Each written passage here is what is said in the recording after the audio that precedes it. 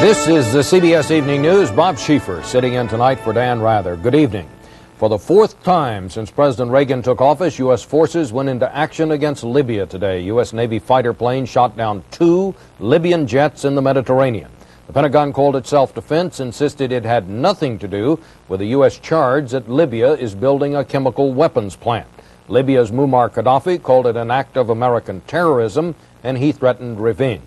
Our coverage begins with David Martin at the Pentagon. The American pilots saw 2 planes like this, Soviet-built MiG-23s, heading straight toward them. The 2 U.S. planes, F-14 jet fighters, had taken off from the aircraft carrier Kennedy and were flying routine combat patrol about 70 miles off the coast of Libya, hundreds of miles from Gaddafi's infamous line of death, which he has warned the U.S. not to cross. The Libyan jets had taken off from the airfield at Al Bomba and were headed for the American jets. The F-14 pilots maneuvered to avoid the closing aircraft. They changed speed, altitude, and direction. The Libyan aircraft continued to close in a hostile manner. At about 14 miles, the U.S. section leader decided his aircraft was in jeopardy, and they could wait no longer. The U.S. planes fired 4 air-to-air missiles. 2 of them hit their targets. Both Libyan pilots bailed out. They never got off a shot. That is one major difference between today's incident and the 1981 dogfight with Libyan jets, in which the Libyans fired first. These 1986 pictures, taken from the cockpit of an American jet, show how in the past U.S. pilots have maneuvered into firing position against Libyan jets, but not shot them down because they detected no threat. Defense Secretary Carlucci says today was different because the Libyan jets were accelerating and heading straight at the Americans. Anytime an aircraft demonstrates clear hostile intent, and on the basis of our preliminary information, this is certainly the case here, our aircraft are entitled under the rules of engagement to defend themselves. But did the American pilots have any indication the Libyans were actually about to fire? Did the Libyan pilots aim their fire control radar at the U.S. jets? A sure sign of an attack. Carlucci was not sure. We have some preliminary information that radars were turned on. We do not know the nature of the radars. Did the American pilots radio warnings which the Libyans ignored? We will debrief the pilots, but at this point we know of no warnings. Today's dogfight occurred in the midst of highly publicized U.S. claims that Libya has built a chemical weapons plant, and news reports that the Pentagon is drawing up plans for a strike against that plant. But the suspect facility is located well away from today's action. If you were going to make an attack on the chemical plant, you would not position your carrier some 600 miles away. I think that's self-evident. The carrier Kennedy is proceeding on to a previously scheduled port call in Israel, and Defense Secretary Carlucci says the U.S. considers the incident closed. But does Gaddafi? U.S. officials say he has put his forces on alert. After the U.S. shot down 2 Libyan jets in 1981, Gaddafi was overheard on a long-distance phone call vowing to murder President Reagan. After a 1986 confrontation in which the U.S. sank Libyan patrol boats, Gaddafi sent out orders to mount terrorist attacks against American installations. Several days later, a bomb went off at the La Belle Disco in Berlin, and the U.S. responded by sending planes to bomb Gaddafi's compound. Today's incident has raised tensions between the U.S. and Libya to their highest levels since that 1986 raid on Libya. In fact, the Pentagon and State Department have sent out warnings to all posts warning of an increased terrorist threat as a result of today's incident. Bob? David, from what you can make of it so far, do you believe that the pilots were justified in firing? Well, Bob, we're not going to know for sure until the pilots have been debriefed and all of the electronic data has been analyzed. But based on what we know so far, I think it's awfully hard to second-guess these pilots. When 2 jet aircraft are headed right at each other, things happen very, very fast, and there's not a lot of time for a pilot to mull over his options. Well, what are the chances, you suppose, that they might have been mistaken about whether or not they were under attack? Well, if, as Defense Secretary Carlucci says, the American pilots took 5 evasive maneuvers and still had those Libyan jets headed straight at them, I think that's pretty strong evidence, particularly when you're dealing with a country which has a track record of shooting at Americans. David, thank you. Libya immediately protested the attack. Its ambassador to the UN said the Libyan planes were unarmed and were on an innocent reconnaissance flight. He asked for an emergency meeting of the Security Council to condemn what he called the U.S. aggression. CBS reporter Peter Schweitzer made his way to Libya today, and he is on the telephone now in Tripoli. Peter, first, tell us what you have seen since you got there and what you've heard. Well, Bob, it was a typical day for journalists covering these periodic tense episodes between Libya and the United States. Tonight, the Libyans said, urgently, we must go immediately over to Colonel Gaddafi's barracks because the leader wanted to talk to us. But when we got over there in cars and buses, instead we found about 200 Libyans, all men, waiting for us. We got off our buses, turned on our cameras, and they started to chant. Down, down with USA, we shall fight, America is full of terrorists, things like that, they said. We turned off our cameras and they went away. We took our tape over to the TV station, but it seems since Gaddafi wasn't really ready, we weren't ready either. They'd canceled all the satellite feeds. We weren't able to get anything out. I take it the Libyans are taking the line that there was a connection between this attack and the controversy over the chemical plant. Oh, without a doubt. The Libyans are convinced that the two events are connected. In fact, Gaddafi released a statement that was read on the Libyan evening newscast tonight, saying more or less that thing, and saying America may prevail in the air or sea, but Libya will prevail on land. We, as well as the fish, are awaiting the American aggressors. Any hint or sign yet of when Gaddafi himself will appear on the scene, Peter? Well, we're certain we'll see him soon. He's certainly a man who likes to talk, and certainly the war he likes best is the war of words. We expect to see him soon. We also expect to visit the chemical plant, which, when we see it, will probably look very much like a pharmaceutical factory. Peter Schweitzer reporting tonight from Tripoli, Libya. Thank you, Peter.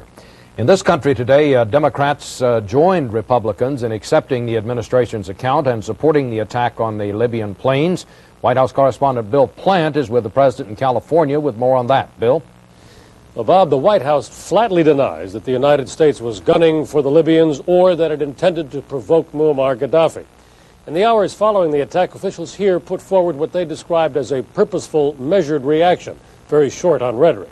President Reagan has had nothing public to say, though his staff was careful to note that he was awakened in the middle of the night with news of the clash, unlike the 1981 confrontation between Libyan and American jets. The administration insists that what happened today had nothing at all to do with the dispute between Washington and Tripoli over chemical weapons. It was an incident that occurred. It's an incident that is closed, and that's that. There was no provocation. Our airplanes acted in self-defense. On Capitol Hill, an unusual show of bipartisan agreement with the administration position. I think it's regrettable, but I think it was certainly justifiable under the circumstances. Based on what I know now, I think they have enough evidence to make that kind of subjective judgment that there was hostile intent. Today's events are another example of irresponsible Libyan provocation and justified American self-defense. A senior State Department official repeated the U.S. position that Libya was the aggressor. I really have to reject the idea that this was deliberate saber-rattling. The Kennedy was operating under its normal peacetime maneuvers. But a Libyan representative to the United Nations says it was the U.S. which attacked. We condemn it, and this is our position always. We condemn this aggression. Senior officials acknowledge that there will always be skepticism in a case such as this, particularly in the Arab world. But they are counting on the fact that Gaddafi, as one said here, doesn't have much credibility anywhere. Why did this happen? No idea, say officials here, but they say that they hope to have a better idea when the pilots have been fully debriefed. Said another, it was not cooked up so that Ronald Reagan could pop somebody in the nose on his way out the door. Bob? Thank you, Bill. Today's clash of U.S. and Libyan jets was only the latest confrontation between the two countries and follows a long history of trouble between President Reagan and Libyan leader Gaddafi. We have more on that now from Bruce Morton. Ronald Reagan and Muammar Gaddafi have loathed each other for years. Reagan wants us war, wants us to destroy the world. The Libyan people are a decent people, caught in the grip of a tyrant. there will be no American president with the madness of Reagan. I find he's not only a barbarian, but he's flaky. I would be very surprised indeed if Ronald Reagan had a very charitable view of Muammar Gaddafi and his Libyan military.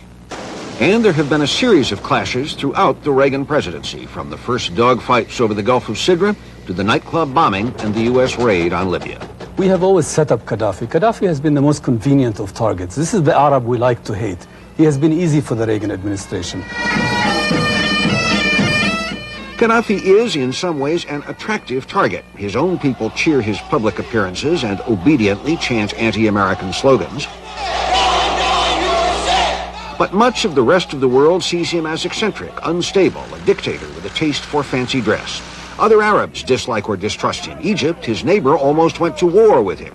Syria has been linked to terrorists in some reports, but Syria has friends and allies, not Gaddafi. This is the man, he's an isolated man, Gaddafi. He's the easiest of targets to hit at.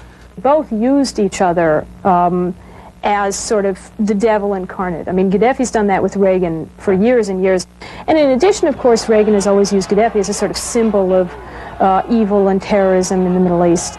Gaddafi offers a chance to show toughness without a lot of complications from other countries. But he does sponsor terrorism. He's unlikely to change his ways. The U.S., under President-elect Bush, is unlikely to change its. So any improvement in relations between the two is unlikely anytime soon. Bruce Morton, CBS News, Washington. And still to come on the evening news, Bob Simon and Bill McLaughlin will have more on the diplomatic dogfight over Libya, and Tom Fenton will have a report on a day of mourning in Lockerbie.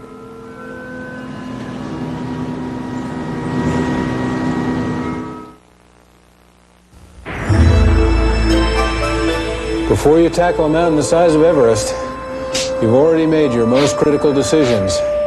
What to bring with you. When 1,000 doctors were asked if they were stranded in a place like this, which one of these medicines would they want along? Doctors chose Bayer, more than all these combined. I chose Bayer. Shouldn't you? Bayer, the wonder drug that works wonders. Also in coated caplets. You've just been caught knocking off the Kellogg's Cracklin' Oat bran. How do you handle the consequences? Did you eat all the Cracklin' Oat bran? Who, me? Did you eat all the Cracklin' Oat bran? Did you eat all the Cracklin' Oat bran? I didn't do it. I did not do it. No, absolutely not. With the crunchy sweet taste of Kellogg's Cracklin' Oat bran, an open box is an empty box. I woke up with a sinus cold. Pain, congestion, pressure. I took new maximum strength Dristan. I'm here. New maximum strength Dristan to unclog congestion, relieve pressure and pain. And I'm not drowsy. New maximum strength Dristan for tough sinus colds. Next time you get heartburn, consider yourself lucky, because now Rolaids comes in assorted fruit flavors, still calcium-rich, sodium-free, and as effective as ever. Assorted flavored Rolaids. Relief never tasted so good. Israel applauded the U.S. attack on the Libyan jets today, but Arab leaders called it a dangerous provocation. From Cyprus, correspondent Bob Simon has been monitoring the Middle East reaction. Middle Easterners all played their pre-assigned roles to perfection today. They were all ready with packaged reactions to an event which in these parts seemed as preordained as a desert wind in winter. In Cairo, Yasser Arafat registered disapproval. No doubt this will reflect negatively in all peace processes in the Middle East area. Mild words compared to pre-Geneva Arafat. For vintage hardline Palestinian reaction, you had to go to Beirut. The radical Popular Front for the Liberation of Palestine said the air attack proves that PLO concessions to Washington did not work. Arab moderates Mubarak of Egypt, Hussein of Jordan, stayed on the fence with characteristic sounds of silence. Assad of Syria, second only to Gaddafi on the administration's list of least liked Arab leaders, expressed solidarity with Libya. So did Tehran Radio, which warned Washington against any further aggression. In fact, the only Middle Eastern applause came, unsurprisingly enough, from Israel. I congratulate the American Navy for a splendid job. They were threatened. They had the full right to defend themselves. Israelis say they have hard evidence that European corporations have been supplying the Libyans with chemical warfare capability. The Americans say they have that kind of evidence. The Israelis do not believe official European claims that European governments knew nothing about it. Bob, does this really change anything over there, do you suppose? I think it really does not, Bob. The Middle East moves in response to sudden shifts, surprises, shocks, to a Yom Kippur war, to a Sadat visit, perhaps to the opening of an American dialogue with the PLO. The Libyans and the Americans shooting and shouting at each other is an old game. There are no rules have been broken. No new results are anticipated. Thank you, Bob. For the reaction to all this in Europe, we go now to Bill McLaughlin, who is in our London bureau. Bill, we know, of course, the United States is making a concerted effort to reassure the Europeans that this has nothing to do with the Libyan chemical plant. Will the Europeans accept that explanation? Well, Bob, on the surface at least, yes, the West European allies, the NATO allies, are accepting the explanation. In fact, tonight the British government officially said that it backed the American explanation. But there's something else beneath the surface. Beneath the surface, the West Europeans are really convinced that the tension that the Reagan administration created by its charges over this chemical plant, the allegations, the continued allegations, the leaks from Washington, have created a kind of mood between U.S. and Libya that led directly to this clash and is responsible for the kind of terrible tension that now is in the Mediterranean. Europeans doing anything to try to cool that down? Yes, the West Europeans are now in a major flurry of diplomatic activity. For example, today the West German ambassador to Tripoli, Libya, and don't forget it was a West German company that may have helped Libya build that plant, went to Gaddafi, saw Gaddafi, and said, look, let's open up that plant to international inspection. Let's cool things down. All right. Thank you, Bill. Some other news today. President Reagan acknowledged recent human rights reforms in the Soviet Union and said today he is now willing to approve U.S. participation in an international human rights conference in Moscow in 1991. He said the United States could still pull out of the conference if Soviet human rights abuses resume. The U.S. government dropped its case today against arms dealer Samuel Evans and 10 other men charged with conspiracy to sell arms to Iran 2 years ago. They were arrested in a U.S. customs sting operation and have claimed all along that they believe they had U.S. government approval for what they were doing. The government's own wiretaps indicated the arms dealers had accurate inside information about the Reagan administration's policy on selling arms to Iran.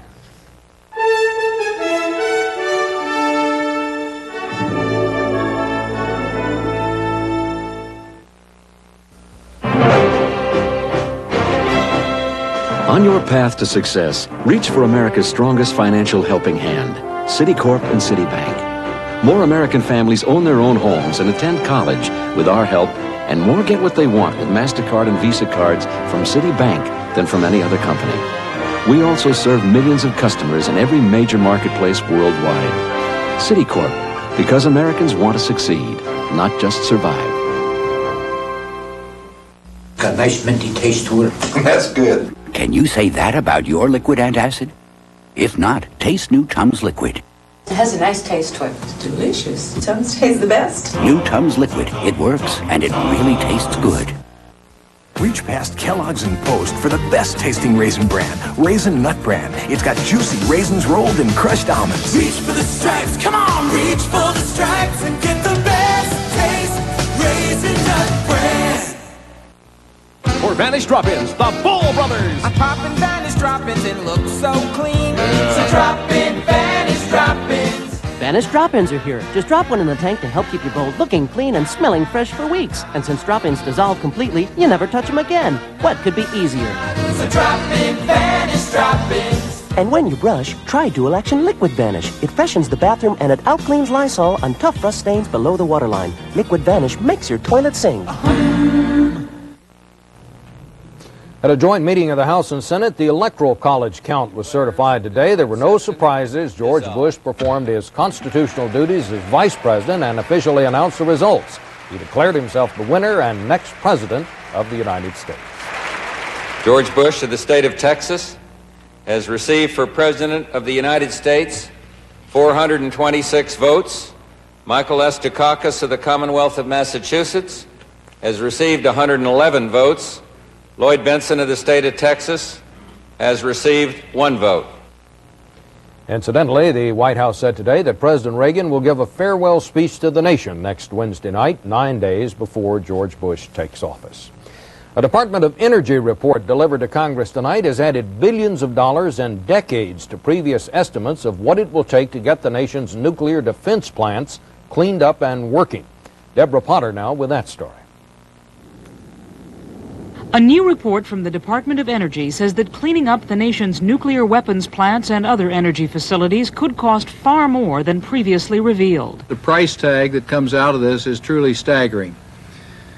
It fits somewhere between $91 billion to $200 billion and could be as long as 60 years to complete the total program. Most of the money will go to clean up nuclear weapons plants, and the task is daunting. At the nuclear processing plant in Fernald, Ohio, the problem is radioactive contamination. At the Rocky Flats plant near Denver, toxic chemicals have seeped into the water and soil. And at Savannah River in South Carolina, a major overhaul is needed to make the plant safe to operate. The new report does not include the cost of cleaning up contamination outside the plants. Price tags still unknown. And the report does not cover plans for modernizing obsolescent plants and building new ones, estimated at more than $50 billion. Critics of the Energy Department said the report is just a first step toward addressing the cost of the problem. But it's going to be enormous, and the main thing is, will they have guts enough to put this in the new budget? That's the key to whether we're serious about this cleanup after 35 years of neglect. Energy officials say they are serious, and they believe the report proves it, setting out a detailed roadmap for beginning the cleanup. But some in Congress are skeptical, saying they've been complaining for years and they're still waiting for action. Deborah Potter, CBS News, Washington. There was a voluntary recall of Breyer's yogurt in New Jersey, Pennsylvania, and Delaware today after a cyanide-laced container of the product left a 17-year-old in critical condition. Authorities said that Thomas Lee of Haddonfield, New Jersey, was stricken yesterday after eating black cherry yogurt on the way to school. Investigators call it an isolated case of tampering because they say tests on more than 100 similar yogurt containers reveal no traces of cyanide.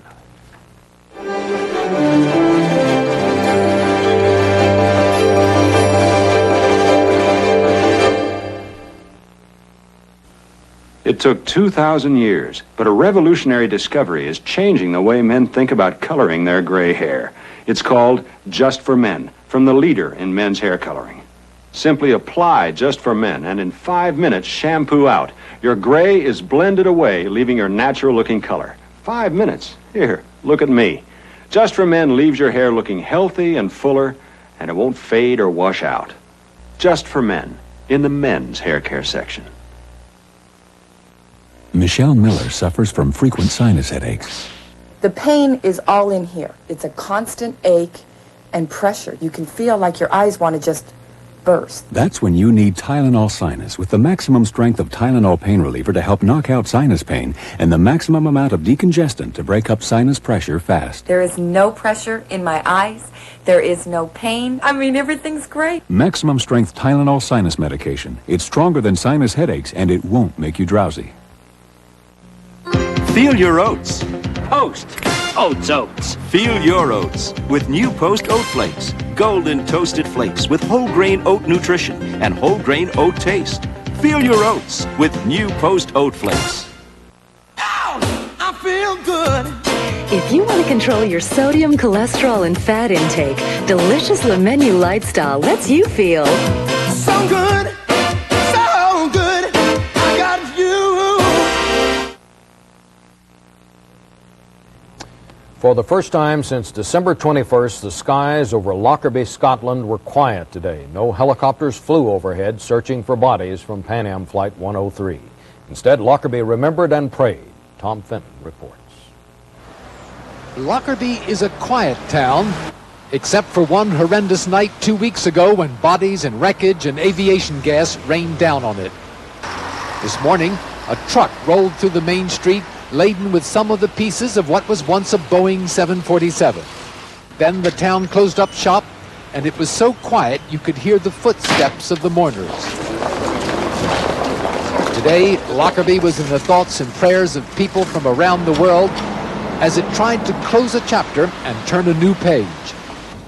Relatives of the 259 passengers and crew who died on the plane joined in the memorial service with neighbors of the 11 townspeople who perished when it fell on Lockerbie 31,000 feet below. The church was too small to hold them all. Prime Minister Thatcher listened as the head of the Church of Scotland issued a stern warning against retaliation for the Pan Am disaster. Because that way lies the endless cycle of violence upon violence, horror upon horror. We might be tempted, even urged by some, to flex our muscles in response and show that we are men, to show that we are what? The search for clues among the wreckage has so far yielded up only the fact that the plane was bombed, but no hard evidence of who is responsible for the carnage. If any of the mourners here thought retaliation was the answer, there was no obvious target for revenge. There were no signs of anger, only grief, and that quietly overflowed after the service. Tom Fenton, CBS News, Lockerbie, Scotland. And that's the news. I'm Bob Schieffer, CBS News in New York. Dan Rather will be back tomorrow. Good night. Higher. My head really hurts. I don't care what anyone says about pain relievers. The only thing that really counts is, will it work for me? Advil does. Just one Advil is as effective as 2 regular aspirin, so one's usually enough. But when my head's really pounding, 2 Advil make quick work of the pain. Advil, it's what works for me. Before there was only aspirin or Tylenol, but today there's Advil. Look for a special Advil coupon in Sunday's paper.